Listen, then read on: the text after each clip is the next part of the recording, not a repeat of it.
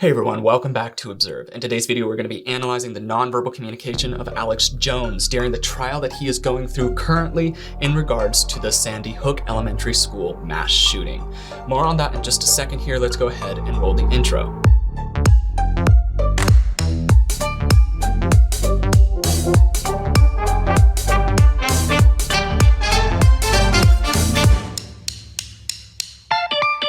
Today's video is brought to you by Skillshare. If you are a viewer of this channel, then the chances are you have probably heard of what Skillshare is. But in case you're one of the few who haven't heard, Skillshare is an online learning community with thousands of inspiring and creative classes for anyone who loves learning. One of the best elements, in my opinion, of being a YouTuber is having the creative freedom to create the content that you want. However, as many of you who have attempted to start your own channel or already have discovered, having the idea is only a small part of the journey. There are a few steps to make your concept into reality. For those of you who do not know, I write, produce, and edit all of my own content here on the channel. It's taken a few years of practice to get to where I am now, but much of what I learned is found on Skillshare.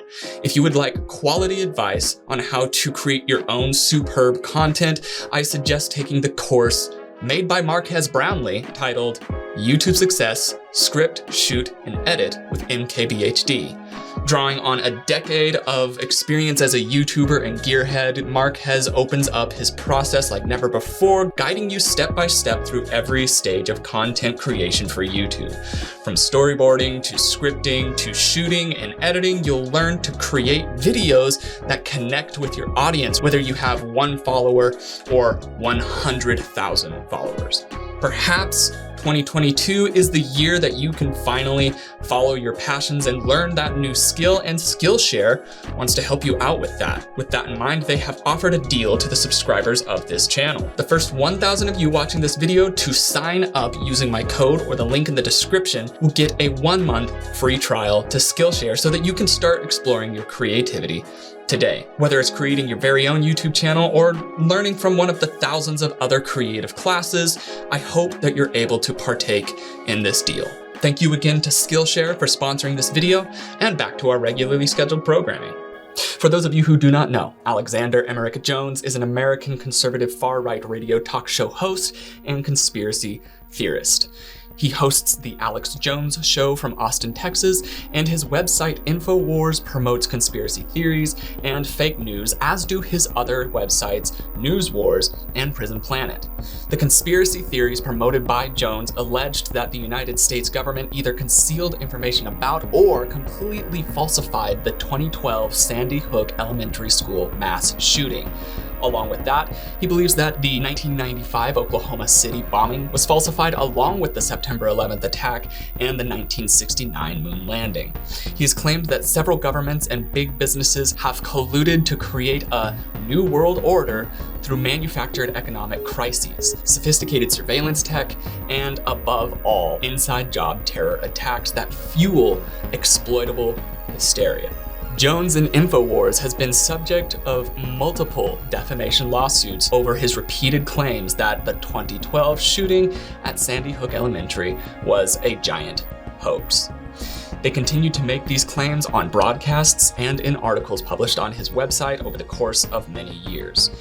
In a 10-day trial, the jury decided Friday, August 5th of 2022 that Jones owes Sandy Hook parents $45.2 million in punitive damages. In today's video, we're going to be looking at a portion of this trial. I have been heavily requested to look at this, and it's very long and in depth. So what I have done is I am looking at a specific video that has been requested by you, and I am blind reacting to this specific one. I've gathered some information on Alex Jones in the background to be able to help me understand his baseline to go from there.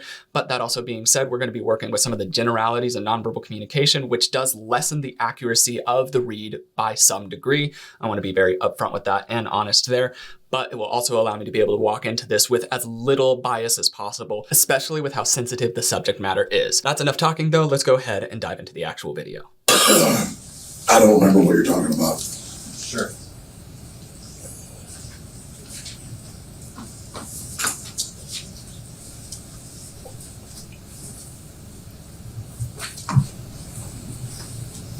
One of the things you talked about yesterday is you complied with.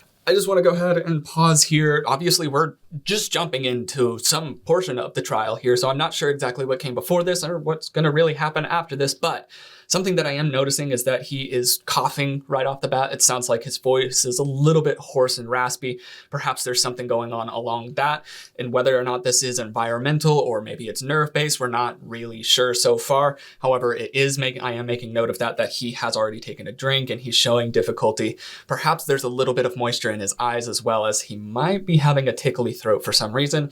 Just want to make note of that as we continue forward here. Discovery, right? You said that on the witness stand? That's one of the things I talked about. Okay.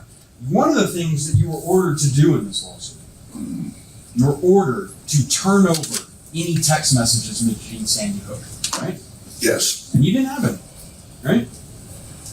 Not that we could find. And you in fact told me That was a dodge of that question here. So far, he's spending a lot of time breaking eye contact to tentatively recollect, which would be, in essence, more synchronized as a person looks away to gather information back from their memory. It's very rare that they will actually continue locking eyes like that. So the fact that he's breaking eye contact like that means that it might be genuine recollection. However, we're also seeing him take another drink of water here, so something's going on either with his throat or he has a dry mouth or something along those lines that's causing him difficulty in that front. And then he dodges that question of not that we could find, no. And so instead of it being a yes or a no answer, which it should have been, he put it onto this not that we could find, it's a limitation of our abilities rather than whether or not we actually found something. So that is a subtle dodge of that, but so far there's not too much to go off of. Let's continue watching. Now, in your testimony, sworn testimony before coming to this courtroom, you searched, right? I did. Okay. Do you remember, were you here for Mr. Schroeder's testimony? Yes. Okay. You remember when Owen said... So he said, I did, and he looks away a little bit, and then he has a little bit of a lip compression in there as well. Now that breaking of eye contact is interesting that he says, I did, and looks away. However, that's not enough to say, oh, he's lying there. Then after that, we're seeing somewhat of a discomfort expression come across his face, and then he takes another drink. So this seems like it's probably something with his throat, along with the coughing. He's got something going on, perhaps a dry throat from illness, not quite certain. However, it is popping up here. There is the distinct possibility that it could be related to nerves in this. People will oftentimes get a dry throat, dry mouth because of nerves. Maybe that's what's happening here. Let's continue watching. Remember when Owen said, the company has learned from its mistakes about Sandy Hook? You remember that? Oh, I did hear him say that. You agree with that? Yeah, we've certainly learned from our mistakes, got a lot better. Okay. Dismissive, not wanting to respond to that, something about the mistakes. Obviously, Jones isn't wanting to admit to any of the mistakes side of things. So when he breaks eye contact, he's also going and grabbing something else. All of this centered around this. Okay, so you've mentioned that there are mistakes. Do you agree with this? Or your company has mentioned this. Do you agree with this? And he's really trying to dismiss it on some level while still verbally agreeing with it. Because if he said, no, I don't agree with that, that's a big no for him. That's a big no in general. So now he's saying, yeah, no, we've definitely learned from we're much better, blah, blah, blah. But we can see non-verbally speaking that he's disinterested and disconnected from that question. It comes across as disingenuous because of that, and let's continue watching. Mr. Jones, I'd like to show you what's been marked as plaintiff's exhibit 130. You've got it upside down. That's text messages between you and Paul Watson, isn't it? Yes. And they mention Sandy Hook, don't they? Yes. Plaintiffs move 130 into evidence. Any objection?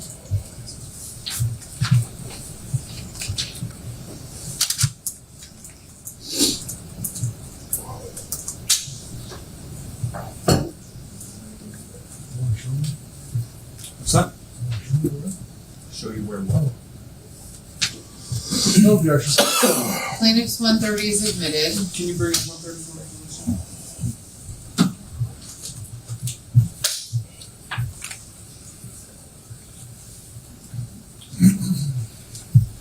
I'm sure that says something on the screen there. We're not able to see it quite clearly. However, it is interesting. The lawyer on screen right now is very aggressive with their approach of things, even with how he's addressing Jones and Jones's lawyer. He's very much on the offense on this, which understandable, especially given the circumstances of what brought this trial about.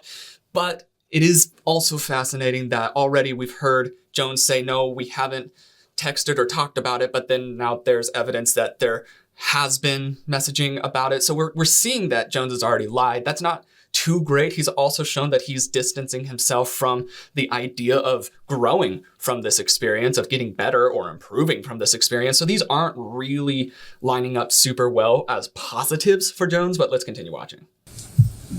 Let's zoom in on the little article up in the corner of this.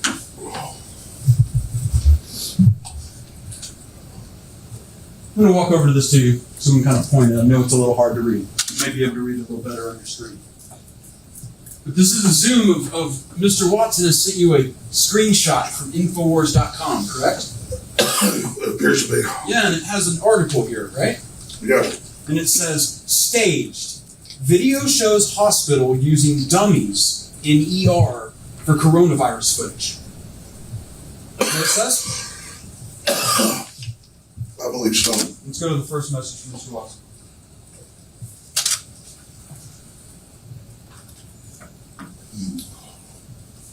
That's interesting. It's very clearly written there. It's not difficult to actually read. Even you and I can read that now from here. It's obviously written that way. So I believe so is still him distancing from any admittance of guilt while still trying to admit some level of undeniable guilt. So this is fascinating. So far, we're seeing him continually try to dodge this stuff. We've already seen him lie a little bit. This is not looking great. But let's go ahead and continue watching to see where this goes. Read along with me, Mr. Jones. He says, this is a video. Sorry, excuse me 1 second. No problem. Take your time. Oh. You ready? Yeah, you may not think it's a problem, but it's a real one. Sure. Just give me a second. All right, go ahead. Mr. Watson says, this is a video of a medical student training to intubate. Makes us look ridiculous, suggesting this means COVID is fake. Sandy Hook all over again. I read that correctly? Yes. Go to the next message.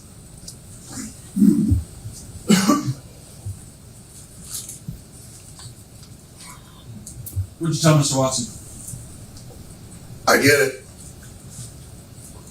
Mr. Jones, it's true that this article is right now live on Infowars.com. Pull it up, right? I've never seen this text message. I guess you guys got Paul's. My phone didn't save them. So that's fine with me. Your phone didn't save the text. I told you guys I gave it to the lawyers and said they drained the phone, they didn't find that stuff. I don't know how my phone's. You gave it to the lawyers. They were supposed to find it. So that's what testimony is? No, I searched it as well. I mean, so you guys have all this stuff and you say we didn't get. Okay, now we're seeing him fall apart. And so the first thing that he does is a preening gesture that's also here in front of his body. Now, there's a possibility that it's a blocking style gesture. When people can feel threatened, sometimes they will close in or do a blocking gesture of some form. A lot of people will say, oh, if somebody's crossing their arms, they're definitely lying. That's not true. However, preening gestures will come up when you're hyper aware of your stance and opposed to somebody else's stance. That will come out with any form of preening gesture. So that does come up in his immediate response. And now we're also hearing him verbally fall apart. He has consistently kept about the same tone. It's very gravelly, very low, and a lot of exasperation in there in regards to what seems to be a fairly tickly throat. But now we're hearing him have a lot more agitation in his voice, and he's hunching his shoulders up more. And he's also you can hear his pitch going up and the force behind it going a little bit stronger as his voice gets a little bit thinner as well. So he's feeling agitated by this and feeling rather attacked by it. And he's trying to figure out a way to go back onto the offense on this, even though he has kind of talked himself into a wee bit of a corner here. So with that, that's still not looking super great for him. He has dodged multiple times of really actually taking responsibility for stuff. He has also shown that he has lied in this area, and now he's showing very, very defensive nonverbal communication and agitated nonverbal communication when he's pushed a little bit harder about his responses to his text messages and the processing around that he had done. It's not looking good for him so far. Stuff and you say we didn't give anything. It's Mr. ridiculous. Jones, you know how an iPhone works, right? You've had iPhone text messaging for several years now. Yeah. What does it mean if the messages are in blue? Whose messages are those? Whose phone is this taken from? I don't know whose phone's taking it. I mean, I turned the phone over and said, take the stuff off. Can I have you look in the very bottom below the very bottom left corner? Is that your phone number? That's anger right there too. He He kind of slaps his hand down to grab the paper and slams it down again. He's getting frustrated by this on a lower level. It's not fully reflecting across his face. So that lets us know that he is really focusing on his face, what he's presenting there. So what we're going to be able to pay attention to outside of that is the rest of his nonverbal communication throughout his body to be able to see what that tells us as well, because he's so focused on what his face is portraying. Also, I am just curious around this cough situation here. It's providing a lot of instances for him to be able to buy time, for him to be able to block his eyes, for him to be able to manipulate his face and do all of these things that's all hung on this cough. I do find that interesting. Now, it might be a legitimate physical thing that he's going through, but the fact that it's happening is still something that needs to be made note of and then kept into consideration as we continue through. Let's go ahead and see how this goes. So far, he's getting frustrated by having basic technology being explained to him. Is that your phone number? Yes. So you did get my text messages. And it said you didn't. Nice trick. It's just not- Yes, Mr. Jones. Oh. Indeed. You didn't give this text message to me. You don't know where this came from. Do you know where I got this? No. Mr. Jones, did you know that 12 days ago, your attorneys messed up and sent me an entire digital copy of your entire cell phone with every text message you've sent for the past 2 years, and when informed, did not take any steps to identify it as privileged or protected in any way. And as of 2 days ago, it fell free and clear into my possession.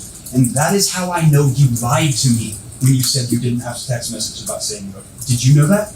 I told you the truth. This is your Perry Mason moment. I gave them my phone, and then Mr. Jones, you need to answer the question. What a fascinating thing. So now the lawyer has unequivocally shown that Jones has lied, and Jones has taken that lie and quite literally been like, no, that's how I told you the truth, which isn't at all true. It's not even logically true. But what I'm also fascinated by is, non-verbally speaking, he has difficulty getting the response out. He's like, see, as his vocals are not actually producing the words that he needs them to right off the bat. Meaning that at least on some subconscious level, he isn't wanting to say these words because they're genuinely not true.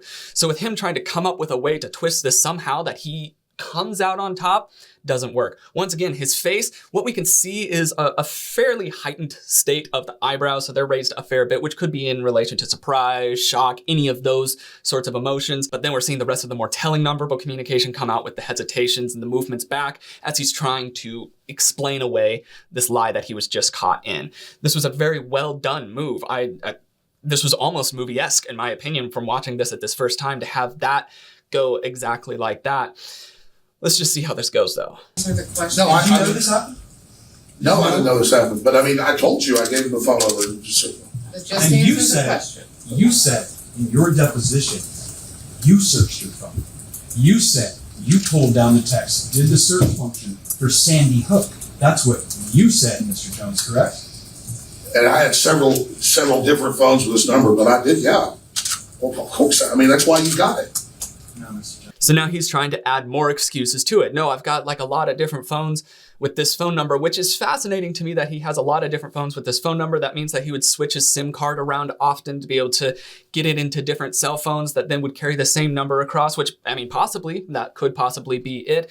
But regardless, he's still guilty. Like, it's still there. He's still showing that he's guilty in this. So he's grasping at straws to try to be able to maintain this feeling of innocence throughout it. And he's like, well, no, I offered the phone, so obviously I had no problem with it. But in this, even in just this small 6 minutes that we've been watching so far, he has had so much difficulty admitting any level of guilt, either dodging the questions, trying to reframe the questions, or outright twisting the questions around from, no, it was a lie to no, it was a truth. Very fascinating stuff. Absolutely things that would be considered a red flag, not only verbally, but also non-verbally amplified by the difficulties that we've heard in his tone and his body language with the preening and the changes of his pitch, so on and so forth. So let's see how this continues to go. He's having a lot of difficulty. You can see that he's freezing a fair bit. He's having a hard time against these pretty cold, hard facts.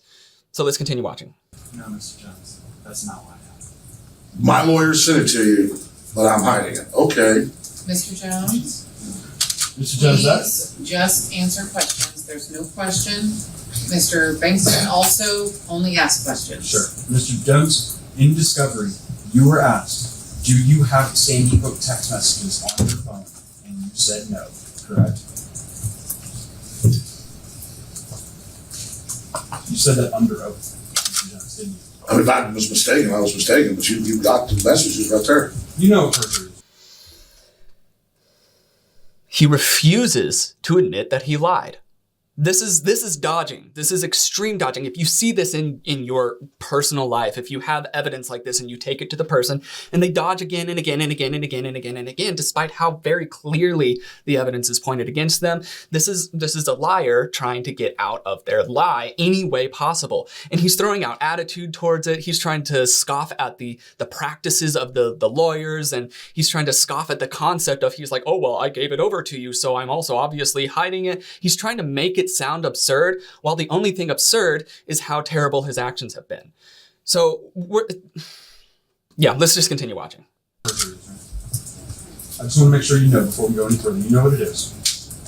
Yes, I do. I mean, I'm not a tech guy. I told you, I gave in my testimony the phone to the lawyers before, whatever, and so you got my phone, but we didn't give it to you. No, Mr. Jones, one more time. And please remember, if you need to assert the Fifth Amendment, you can. I need to know that you can do that. But you testified under oath previously that you personally searched your phone for the phrase Sandy Hook and there were no messages. You said that under oath. Yes. And you lied when you said it. No, I did not lie. Again, breaks contact and looks away with this possibility of there being a contradiction. So before, where he had the opportunity to tell the truth and he said yes and broke his eye contact, we were like, that seems kind of suspicious. And now he has the opportunity to exactly do the same thing, but with a no answer, and he breaks eye contact and looks away and says, no, I did not lie. Also, that no, I did not lie, that fascinating verbiage has not come up before this, so it's very, very direct. Along with that, it reflects distancing verbally that we would see even in earlier trials, for instance, with Bill Clinton, no, I did not have ... It's that I did not have, that is very fascinating. It's a distancing between I and the action done. And that's happening here. That is a red flag. That is a pattern that has been on repeat and found across multiple different people, multiple different cases, so on and so forth. That's bad news all the way around. So let's continue watching. Emails. You testified yesterday you don't have it. You got rid of your email 10 years ago. InfoWars email. Oh, so not InfoWars. You do use email though, don't you? Not. It's like household stuff and things like that. So it's I don't personally send emails. Sure. My assistant does, and it's for broken sprinklers or whatever. Okay. So now we're hearing some gastrointestinal difficulties coming into Jones's speech patterns with some burps. Now that could be because of whatever he's drinking. Perhaps he's drinking like a carbonated beverage that's making him have a little bit of a tendency to burp. But it also wasn't showing up earlier, and I can't imagine that he was only drinking water or carbonated whatever in this one area. So if he has been drinking water the entire time, why is he now burping here? Well, it turns out that when you become more distressed and your agitation increases and nerves increase, your gastrointestinal condition declines a little bit. So you'll start having things like burps in there. So with that coming in here, he's feeling the pressure here, and he's also now trying to dodge something so straightforward of, I don't even send email. Sometimes I send emails personally, but like my assistant does whatever and blah, blah, blah. Okay. So in this world that Jones has painted himself out to be in, he doesn't know how a phone works. He doesn't know how text messages work. He doesn't know how Gmail works. And why on earth would we listen to him for anything else? It's just my question. This is his optimal world, is he's inept. But we're still supposed to take his word as any source of realistic evidence. It's just frustrating to me to hear this, especially in regards to what this is about. His sliminess, the way he's handling it, is very gross. It's very gross. Let's continue. So you don't have emails about Sandy Hook. You don't have emails about this case. You got hundreds of thousands of our emails. Okay, this is interesting. Now, something that he's done patternly here is he's looked away. Could this be for recollection? Possibly. There is this theory that depending on where you look in your field of view, it can be imagined memories or false memories or genuine memories or auditory or visual, so on and so forth. Now, that has been proven on some levels, but it's not universal. So it can go to like a specific individual if they recall in certain ways on repeat, then that can absolutely be a tell for it. However, it is not everybody looks in this direction, so that definitely means that it's that. So when he looks away, all that we're knowing is that he's breaking eye contact. Could be for recollection, could just be breaking eye contact because he has every other time that he's been approached with a possibility of solid evidence and the chance to lie. And now we're hearing him also do this, well, you have all of the emails, so you know the thing. Despite being asked a very different question, he does not want to answer it. So he's dodging this question. Now, I don't know what's going to happen next, but according to just those two patterns, I'm going to bet that he's going to try to be deceitful in this area. So let's just continue watching. None from you. And I didn't get hundreds of thousands of emails. Most of those, in fact, you would agree with me, nearly every email you've produced to me outside of maybe 100 are emails of Wolfgang Halbig and Jim Fetzer. Because they sent you thousands of emails, right? I mean, I quit opening email and using it before Sandy Hook. Okay. So you, there's a lot of disgust creeping in. You can see it on both sides of his nose creeping out now and again. Along with that, he's shaking his head no. He has a little bit of a mouth shrug in there and he's shrugging his shoulders. There's no confidence in what he's saying here. And even the answer in and of itself is backtracking. Oh, I mean, I haven't done emails since before Sandy Hook. Very fascinating. I don't really hold a lot of weight to that just based off his nonverbal communication, but let's go ahead and continue forward. It does sound as if I remember correctly, he did directly lie already again that they did not receive thousands of emails as the lawyer stated, and I mean that just lines up with what we were expecting, so let's continue. So you, in other words, if somebody was to tell me, oh, I have emails from Mr. Jones that he wrote about this case in the past couple of years, that person would be lying? You're telling the truth? Somebody else has got my Infowars email because I haven't been using it all. That's not qualified, Mr. Jones. You know, in this case, you were asked to produce your emails, any emails you had about Sandy Hook. You know you were asked to do that, right? Yeah. And you said you didn't have them. I told my IT people, go, you've got all that stuff. No, Mr. Jones, I'm saying in deposition, under oath, sworn to God, you said you don't have any emails for Sandy Hook because you don't use email, right? I mean, I haven't been using Infowars email, and it's got to be a Another dodge. And there's a lot around that too. He does a substantial mouth blocking gesture, which was not there before. This big wipe across the bottom of his mouth or nose here, top of his lip. That is a mouth blocking gesture. Now, whether or not that is just a manipulator because he's feeling agitated, so needs to do some self-soothing. Maybe his nose was suddenly running or itching or something along those lines. Along with that, he does another preening gesture, and now he's shaking his head and he's flustered vocally. This is a huge spike in nonverbal communication that would be like, oh no, you definitely have to push harder here because something is off. Something is very off in this area. I don't think that anybody in the courtroom is like, oh, no, that sounds really genuine. But those are the tells and those are the reasons behind it. As we're seeing, he's aware of his looks and how his presentation is. He's having difficulty with the manipulators and self-soothers on his face, and also with the little micro shakes, nod, and the shrugs. It's very interesting. And now the answer to the question is a very simple yes or no. And he's trying again to dodge it in any way possible, hang his responsibility on any other person or party that he possibly can. This is not good news for Mr. Jones. Let's continue. It's got to be a decade or longer in my memory. We're with Infowars.com, you know. No, Mr. Jones. No. It's not what I'm asking. You notice when Mr. Watson emailed you, right? He didn't have an Infowars email address, does he? He has like Paul Watson at sky.com. It's a UK email address. You know yes. That? Right. We asked for all emails. And you told us you don't use email and there are no emails for Sandy Hook. That's what you said under oath, isn't it? There might be, I'm sure there might be like privileged emails where like lawyers are requesting documents or stuff about the case. Mr. Jones. Yeah. First, objection non-responsive. Sustained. Did you testify under oath you do not use email, and that there are no responsive emails relating to this case? Did you testify to that? Yes, I personally do not get on the internet and sit there and use email.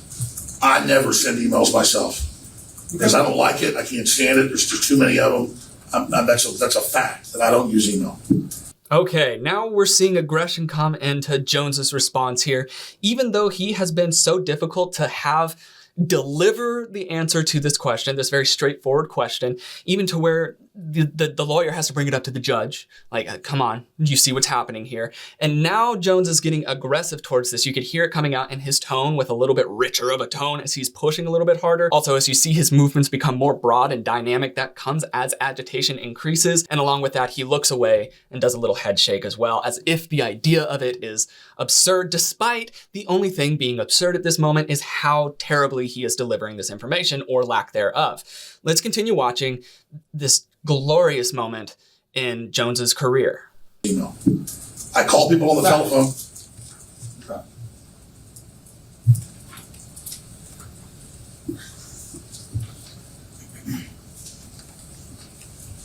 Your Honor, excuse me, Mr. Jones. I'll show you this document. Is that your email address? Yes. Did you write an email?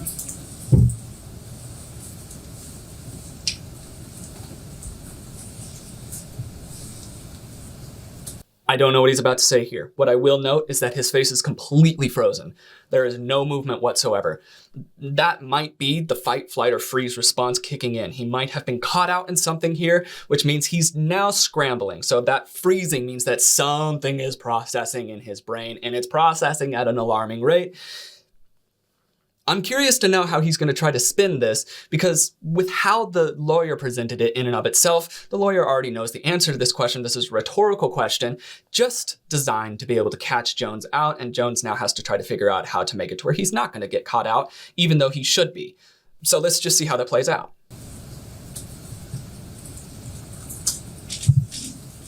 Is that an email, Mr. Jones? Yes. Yes. Okay. Thank you, Mr. Jones. So I'm not reading it.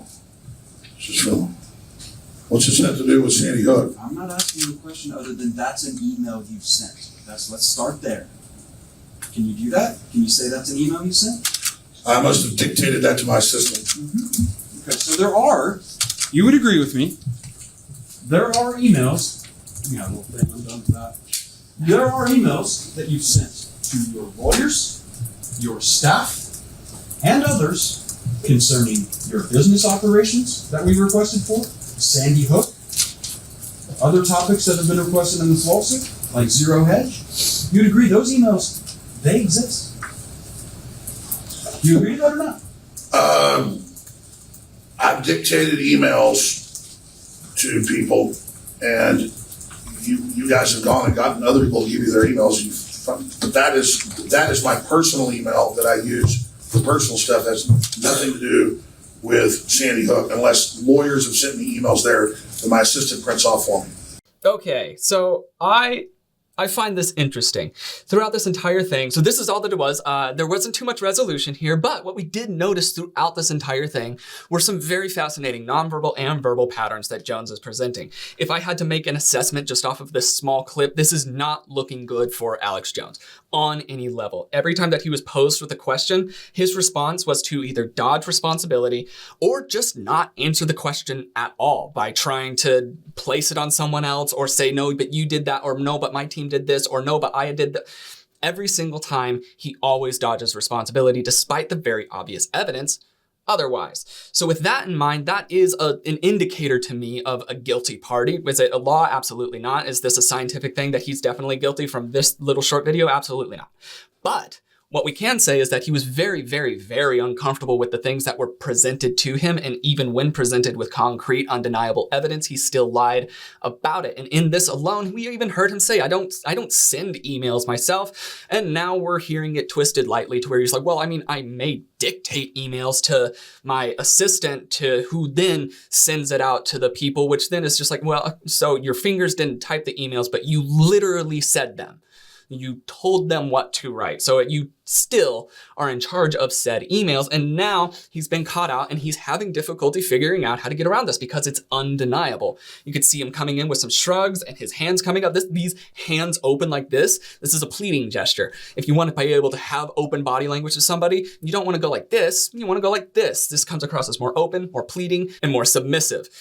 This is happening here because he has nothing that he's able to hold on to on this. He's realizing, I have just talked myself into a really terrible corner and there's no way out of it. And the lawyer knows that as well. You can even tell by his nonverbal behavior towards the other lawyer and verbal behavior here. You can have this, I don't need any of that anymore. Like that style of patterning and tonal patterning it's gold. So in this small blip, I'm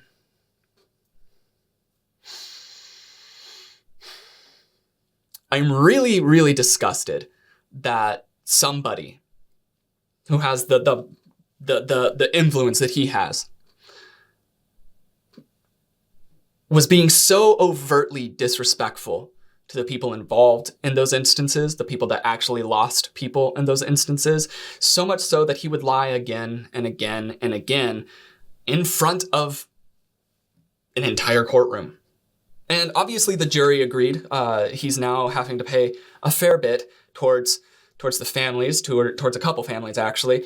And I can say I'm not that sad for him. Seemed to be a fairly straightforward case. Now that being said, in this trial, there are a lot of other things that I have seen even passed around, like on Twitter, little clips here and there of Alex Jones and various points of his testimony, things like that. So if you do want to be able to have me look at some of those, if you could somehow send me some links either through the socials or to my email, which is listed in the description, or anything along those lines, send me links of the videos that you would like me to take a look at, then I would like to be able to compile those and get back in front of you with those. But I hope you enjoyed this video today, and I hope that maybe it added a little bit of context to your understanding of things. If you did like this video, go ahead and hit the like button, hit subscribe. If you haven't already, go ahead and ding the bell. It lets you know sometimes early that I've uploaded, I guess. Sometimes it doesn't. I mean, it's hit or miss apparently, but you know, hey, how about it? If you want to be able to support the channel further, there's Patreon, things like that. There's also Piper's channel that is linked in the description as well. And I suggest you go over there and check that out as they are becoming more active on there as their health has improved, and we're very happy about that. I will be giving you an update as to what's been happening in my life over on my other channel at some time. I won't put it on here because it's not really observed style content, but if you would like to know, over on my other channel, I think that's also linked in the description. I should have it in there. I'm not sure, but if you want to be able to go and do that, feel free. But without further ado, that is all that I've got for the day. My name is Logan, and you have been oh so awesome as you always are, and I will see you in the next video. Cheers, guys.